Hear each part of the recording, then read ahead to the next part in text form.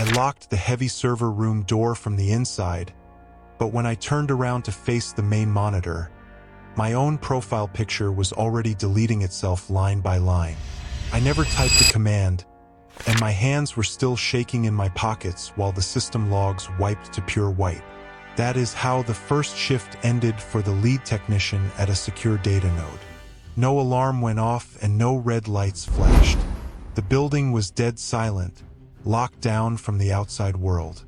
I stared at a glowing terminal screen that should have been tracking hundreds of active users, but it showed absolutely nothing. Before we dive into today's investigation, I want to be clear. The stories and theories shared on this channel are part of an alternative history exploration. We're digging into the unexplained, the unsettling, and the what-ifs of our world. Think of this as a journey into the dark side of history, part research, part legend. Watch with an open mind, but remember, this is for narrative and entertainment purposes only. A massive, high-security facility became a ghost town in less than 2 seconds. It felt like standing inside a house while someone quietly uninstalled the floorboards beneath your feet. The human mind hates a vacuum, and looking at a totally wiped system log does something bad to your brain. You start realizing that security metrics mean nothing if the intruder is already part of the machine. The real nightmare started when the screen suddenly rebooted itself without warning. A single file popped up right in the root directory. It had no extension, no creation date, and no owner. It was just sitting there waiting for me to click it. I pulled up the oldest digital footprints of this thing from a batch of leaked 1990s forum archives, and the text looked like the work of a crazy person. I was looking at old, blocky text files where this user only posted highly specific military coordinates. They never chatted or argued with other people on the boards. They just dropped strings of numbers and vanished into the early web. The scary part is what happened exactly 24 hours after each post hit the forum. Every single military base listed on those boards suffered a massive total infrastructure meltdown. Their backup power grids died, and their backup lines went totally dark. It looked like someone had a perfect map of the future written down before it even happened. Investigators back then spent months trying to track down the physical phone lines used for those posts. They wanted to find a guy sitting in a basement with a dial-up modem, but they found absolutely nothing. Every trace led back to empty servers or networks that did not even exist yet. It makes you wonder if they were hunting a human being or something else entirely. The deeper you look into these old files, the more you feel like you are looking at a prophecy that was written in code before we even knew how to read it. We found a box of old Polaroids from a decommissioned government archive, and one photo shows a heavy steel vault door hanging completely wide open. The biometric scanners on the brick wall were still glowing green, showing 0 authorized entries for that entire week. I could see the empty dust lines on the steel shelves where files used to sit for decades. They did not steal weapons, and they did not touch the gold crates stacked nearby. The only missing folders held highly classified psychological profiles of deep cover field agents. It hits you right in the gut when you realize what this phantom is actually hunting for. It is not trying to crash banks or steal corporate secrets. It is collecting human minds and studying our deepest childhood traumas to use them as a weapon. The history matches up perfectly with the old myth of Judge Holden, a giant monster who memorized every man's history just to find the exact spot where they would break. The man who took those folders knew things about those agents that they had never told their own wives. You can see the pure panic in the handwritten investigation logs. They realized their enemy was not breaking into their systems. He was already living inside their secrets. I listened to a smuggled cassette tape of an intercepted distress call from a lone night watchman working the graveyard shift. His voice was incredibly thin, and you could hear him gasping for air between every short sentence. He kept telling the dispatcher that the security phone had been ringing for 3 hours straight. When he finally picked it up, there was no voice on the other end, just the sound of a person breathing. But it was not a random stranger on the line. He noticed a strange, rhythmic stutter in the breath that sounded exactly like his own asthma attack. The entity had recorded the watchman's own breathing from 10 minutes earlier and was playing it back to him on a loop. That is pure psychological torture. It forces a person to sit in the dark and listen to their own fear while they wait for the end to come. The dispatcher told him to stay put, but you can hear heavy, slow footsteps starting to echo outside his office door right before the line goes dead. It is the classic play of a predator that wants you to know you are completely trapped. He does not just kill you. He makes sure you understand your own helplessness first. There is a leaked CCTV clip from a secure hallway that shows a man walking toward an exit sign completely by himself. The video quality is pretty bad, but you can see every single light bulb above him explode one by one in a perfect line. It looks like something is chasing him down the corridor from behind, shattering the glass seconds after he steps past. The man starts to run, but the darkness catches up to him faster than he can move his legs. In the very last clear frame before total blackness, a weird silhouette appears right behind him. The shape is completely wrong. The arms are way too long for a human body, and the shoulders sit at a strange, broken angle.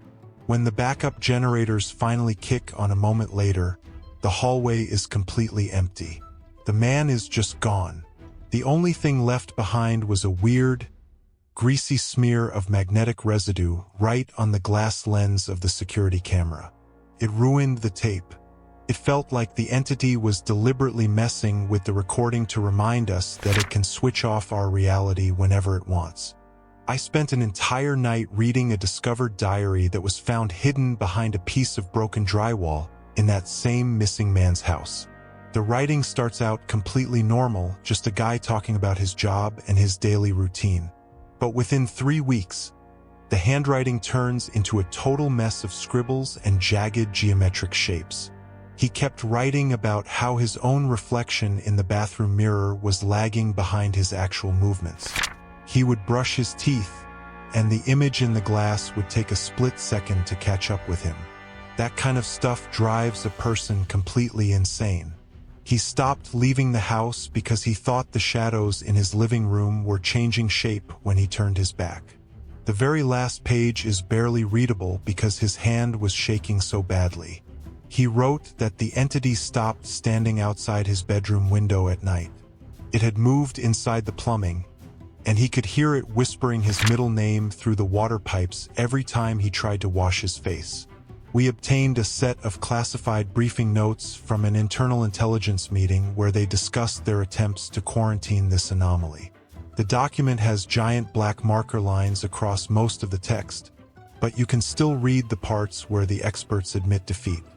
Every single computer server that held data about this phantom ended up completely destroying itself. The motherboards literally melted from sudden, massive thermal spikes that did not activate any fire alarms. The fire didn't start from the outside. The silicon just cooked itself from within. That is when the tech team realized they were dealing with an active digital virus that acts like a beacon. Just looking into the case or trying to organize the files draws the entity straight to your location. It tracks the people who are tracking it. It is the ultimate trap for a researcher because the more information you gather, the closer you get to becoming the next missing person file in the cabinet. I spoke with a guy who knew a team of rogue researchers who took directional microphones out into a concrete wasteland where the signal was strongest. They set up their gear near an abandoned underground bunker and recorded the ambient noise for 72 hours. When they played the tape back at normal speed, it just sounded like regular wind blowing through old concrete blocks. But when they slowed the audio track down by 400%, the wind turned into a massive chorus of human voices. They could clearly distinguish the voices of multiple different people who had disappeared over the last 30 years. The truly terrifying part is that they were not screaming or crying for help. All of those missing people were speaking the exact same phrase at the exact same time in a flat, dead unison. They kept repeating that the door cannot be closed from the outside. It felt like a warning from a group of people who had been completely absorbed into something massive and hostile. leaving their voices behind as a trap for anyone else who came looking.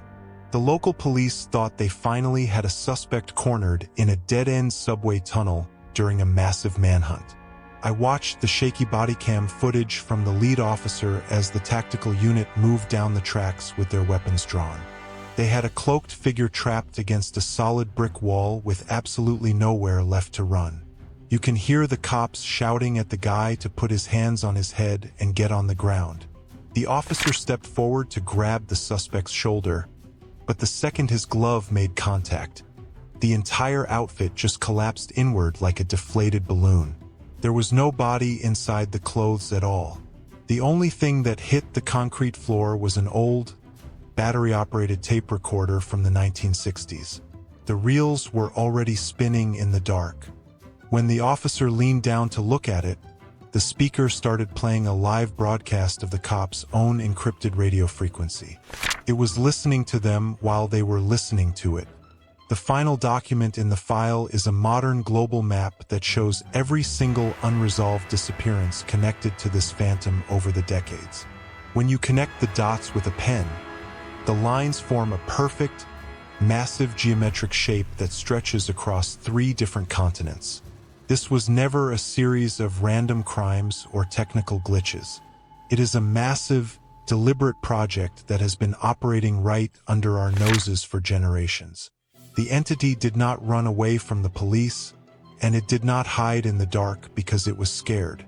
It simply allowed us to catch a tiny glimpse of its shadow so we would know it was always there. It is the exact same spirit as the judge from the old legends, an entity that claims he will never die because he is part of the earth itself. He is just waiting for the human story to reach its final page so he can step back out into the light and claim what he has been building this whole time. I held the original 8mm film strip up to the light, and my chest went tight when I realized every single face in the family portraits had been systematically scraped away with a razor blade. This wasn't some regular story about an old money family going broke or losing their fortune in a bad market. An entire aristocratic empire vanished from the tax grids and legal registries over the course of a single weekend following a secret government tribunal. They didn't just strip them of their land. They completely wiped their names from the municipal birth records as if they never walked the earth. When you walk through the empty, dust-choked hallways of their abandoned estate, you can feel the sheer weight of a secret so incredibly toxic that the state chose to mutilate its own history rather than let a single word leak out. The human mind can handle a tragedy, but it breaks when it encounters a deliberate, manufactured void. You realize you are standing in a house where the people weren't killed. They were unborn, leaving you to stare at blank canvas ovals where their grand ancestors used to look down on the world. My hands were shaking as I turned the pages of a smuggled military logbook that was pulled from the ruins of a subterranean penal colony. The entire ledger was written in a dead, 19th century tactical cipher that took a team of modern cryptographers nearly 10 years to crack open. The daily entries quickly reveal that this massive concrete bunker wasn't designed to keep dangerous criminals from escaping into society. It was engineered from the ground up to house a single, nameless prisoner whose actual cellular biology was somehow mutating the physical walls of the cell. The guards kept writing frantic reports about shared hallucinations where a thick, black ocean seemed to rise directly from the floorboards during the midnight shift. The command structure didn't try to treat the men or investigate the phenomena. They just enforced a brutal policy of absolute sensory deprivation for everyone on duty. It is the exact same terrifying presence as the judge from the old texts, an entity whose very existence warps the natural laws of the world around him. The audio file on the secure drive is a raw, unedited tape of a retired nurse who was brought into the underground complex blindfolded in the back of a military truck. Her voice on the cassette is incredibly fragile, but her memory of that single night is sharp enough to cut glass. She describes being forced to treat a patient whose skin felt as cold as a frozen lake, with a monitor that showed a completely flat line. No pulse, no blood pressure, absolutely nothing. Yet, the man's eyes were wide open, tracts of veins pulsing in his neck, completely hyper-aware of every single move she made in the dark room. The true psychological horror hits you when she recounts the moment he leaned forward and whispered the exact calendar date and horrific manner of her own mother's death. It was a tragedy that would not actually take place for another 15 years. He didn't guess it, and he didn't threaten her. He just stated it as an absolute, unchangeable fact, proving that time didn't move for him the way it moves for the rest of us. We tracked down the grainy, night vision camcorder footage from a rogue archaeological team that decided to dig straight down beneath the old estate's stone foundations. The lens throws everything into a sickly, radioactive green glow as they break through a false brick wall into a hidden secondary vault. The entire room was lined from floor to ceiling with thick sheets of lead and tons of crushed charcoal, which is exactly how military units contain heavy nuclear waste. But when the team brought out their Geiger counters, the needles didn't move at all. There was zero radiation in the air. Instead, their digital audio recorders started flipping out, playing back reversed, distorted loops of classical piano music from empty memory cards. The deeper they crawled into that lead-lined box, the heavier the air became, until their lungs felt like they were breathing wet cement. It is that suffocating sensation of standing at the very bottom of a deep, dark well, while someone above you slowly slides a heavy concrete cover over the opening. I found a faded manila folder containing the original 1974 psychiatric evaluation files of the lead detective who originally uncovered the vault. His clinical notes started out incredibly precise, filled with sharp, analytical observations and perfect legal timelines of the government cover-up. But within 2 months of entering the facility, his handwriting completely deconstructs into a chaotic mess of overlapping ink lines and frantic, repetitive circles. He filled dozens of legal pads with a single, horrifying sentence. "The walls are breathing, and I am the lung." The department didn't just throw him into a locked ward. They used his sudden, violent descent into madness to legally invalidate every single piece of physical evidence he had gathered. It leaves you with a deeply unsettling question that stays with you long after you close the file. You have to wonder where the actual police investigation ended, and where the psychological infection of the vault began to consume his mind. The local emergency logs from the late 70s show a massive, repeating anomaly that the power companies never allowed to be published in the newspapers. Every single time the subterranean vault drew maximum power from the local grid, the entire surrounding county suffered a total, instantaneous blackout. But these weren't standard electrical failures caused by a blown transformer or a storm. The police logs from those exact dark nights show a massive, terrifying spike in missing person reports within a 10-mile radius of the estate. Witnesses who survived those nights claimed their husbands and children simply stood up out of bed in their sleep and walked out into the freezing woods without a word. They weren't wandering around like normal sleepwalkers. They were moving in perfect, synchronized military lines through the trees. It looked like they were responding to a silent, irresistible dog whistle that was pulsing straight through the power lines and into their brains. The visual record completely breaks apart when you look at the official arson report from the night the Central Government Archives went up in flames. The fire broke out just 3 hours before a federal judge was supposed to sign a public disclosure mandate that would have forced the vault files into the light. The investigative photos show steel filing cabinets that didn't just burn. They were completely vaporized, turned into puddles of molten slag on the concrete floor. The forensic experts noted in the margin that the fire burned at a temperature far too intense for any known chemical accelerant or standard arson tools. It is a brutal, cold reminder of the terrifying lengths the architects of this conspiracy will go to keep their secrets safe. They would literally rather burn their own national history to absolute ash than let the public see what kind of monster is buried beneath the foundation of that old house. A modern urban explorer managed to drop a small, remote-operated camera down an old ventilation shaft that leads straight into the sealed heart of the structure. The digital video feed is incredibly choppy, constantly cutting out into gray static, but the audio capture is completely clear and heavy.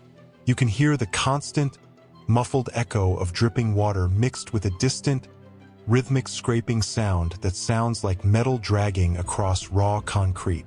When the camera lens finally focuses during a clear 2-second interval, you see the walls of the deepest cell are completely covered in thousands of tiny tally marks. The absolute terror of the shot hits you when you realize the angle of the scratches on the stone. The most recent tally marks were not carved by a prisoner trying to count the days.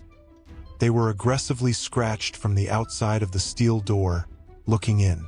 I sat in a dark room and listened to the final polygraph interview of the very last surviving guard who stood watch over that subterranean door. His voice is incredibly raspy with age, and you can hear the absolute terror in his chest as the old machine click-clacks in the background. He confessed that on the final night before the military arrived with cement trucks to seal the complex forever, an explicit execution order came down from the top. A 5-man tactical unit stepped into the cell with loaded weapons, but they found the room completely empty. There were no broken bars, and the locks were still completely sealed from the outside. The only thing left on the canvas cot was a perfectly circular puddle of thick, black, viscous fluid that was still boiling and warm to the touch. The firing squad just stood there in the dark, realizing the thing they were paid to guard had already changed its shape. The latest satellite imagery of the estate shows a massive, completely circular zone of dead, blackened vegetation that is surrounded by double-layered razor wire and armed patrols. If you zoom the camera lens into the exact center of the concrete cap covering the old vault, you can see a weird, shimmering distortion in the air currents. It looks exactly like the heat waves that rise off a desert highway in the middle of July, even when the surrounding ground is covered in winter snow. The case remains totally redacted, a permanent black hole in modern history that offers no answers, only a heavy, suffocating dread that stays in the back of your throat. The concrete didn't actually contain the entity. It just insulated it from the world, leaving it down there to grow and mature in absolute darkness. It is just waiting for the pressure below to build up until the massive seal finally cracks open from within. I turned the dial on an old shortwave radio until the static suddenly snapped into a cold, rhythmic pulse that made my chest tighten. The visual signal on the analyzer screen was jumping violently, perfectly mimicking the heartbeat of someone in total panic. I was looking at the digital footprint of a massive, unlisted radio transmission broadcasting straight from a frozen, uninhabited Arctic island. It has been screaming into the atmosphere since the darkest days of the Cold War without a single second of interruption. The terrifying part isn't what the broadcast is saying, but what it is playing. It is a continuous, mechanical loop of a vintage child's music box. Every 11 minutes, the music abruptly cuts out, replaced by a flat, synthesized voice reading out a list of full names. When you cross-reference those names with public records, you realize something that defies all logic. None of these people have been born yet. It is an impossible schedule of the future, broadcasting out into the empty ice, waiting for the world to catch up to its timeline. I managed to look through a file of low-contrast photographs showing an isolated military listening post buried deep in the northern snow. The massive steel antennae were pointed straight at the empty sky, frozen solid by the Arctic wind. The personal logbook of a young radio operator from the winter of 1982 details his absolute obsession with decoding this exact transmission. He spent months writing down every single tone, convinced it was a secret mathematical cipher used by foreign spies. But his handwriting quickly devolves into pure, unadulterated panic as the winter goes on. He realized the music box melody wasn't a digital recording at all. When he cleaned up the audio feed, he could clearly hear organic flaws hidden beneath the notes. He could hear the distinct, heavy sound of a small child shifting their weight on a creaking wooden floorboard in the background. The broadcast wasn't coming from a machine. It was a live, infinite recording of a room that should have been empty decades ago. The logs of cargo ships crossing the Arctic Circle contain matching reports of a terrifying phenomenon they call audio shadows.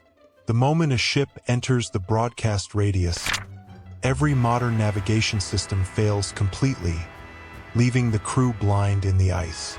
The men on board start experiencing a massive, suffocating sense of temporal distortion. You read their diaries and see how an entire 12-hour shift feels like a single, fleeting second, while a single minute feels like an eternity. I looked at the black and white photos of an empty bridge where the entire crew simply forgot who they were.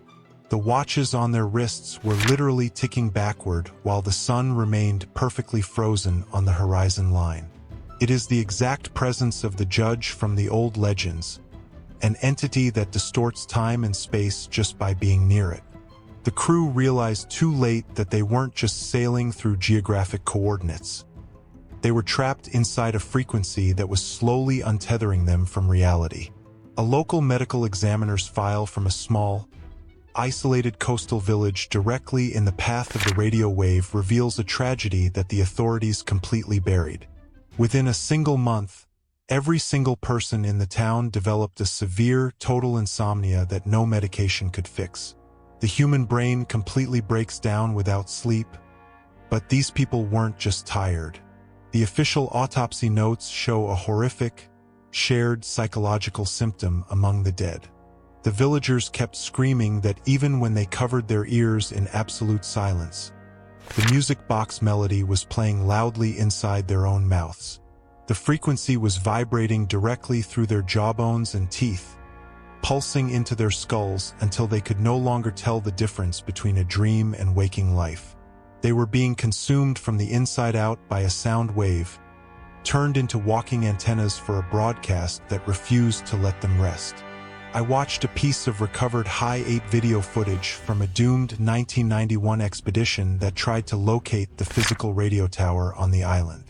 The lens shakes violently as the team moves through a blinding white blizzard, their compass needles spinning in useless circles. The video cuts to the inside of their base tent at night, where the men are sitting in total, terrified silence. Their internal microphones didn't capture the sound of the wind outside. Instead, you can clearly hear the faint, crystalline notes of the child's music box echoing directly from the solid ice beneath their sleeping bags. The transmitter wasn't a metal pole in the sky. The very ground they were sleeping on was alive with the sound. You can see the pure horror in their eyes as they realize they have pitched their tents right on top of the predator's chest, listening to its heartbeat through the frost. The global intelligence community woke up one morning in the late 90s to a silence that caused immediate, widespread panic among top crypt analysts. After decades of blasting its eerie melody across the planet, the frequency had suddenly gone completely dead. The visual spectrum analyzer dropped to a flat, motionless line. But the experts didn't celebrate. They realized something far worse was happening. The music box transmission had never been a simple broadcast. It was actually a massive, high-power dynamic jammer designed to drown out a much louder, incredibly hostile signal hidden directly underneath the static. The moment the child's melody stopped playing, the white noise of the world changed. It felt like a heavy shield had been lowered from the sky, leaving our entire digital infrastructure completely exposed to whatever monster had been scratching at the door from the other side of the frequency. Years after the expedition vanished, a search team found the frozen body of the lead scientist inside an abandoned, snow-choked research hut. His private journals were preserved by the sub-zero temperatures, and his last entries turned the entire mystery upside down. He wrote that his team finally reached the coordinates of the radio tower, but they found absolutely no wires, no generators, and no electronic parts. The entire structure was completely hollow, a massive ornamental cage of rusted iron. The frequency wasn't being pushed out by electricity or modern technology. The island itself was generating the sound, using the massive, tectonic friction of the Earth's crust to scream the melody directly into the sky. It was a natural geographic anomaly that was weaponizing the planet's own movement to broadcast an ancient piece of malice into our modern networks.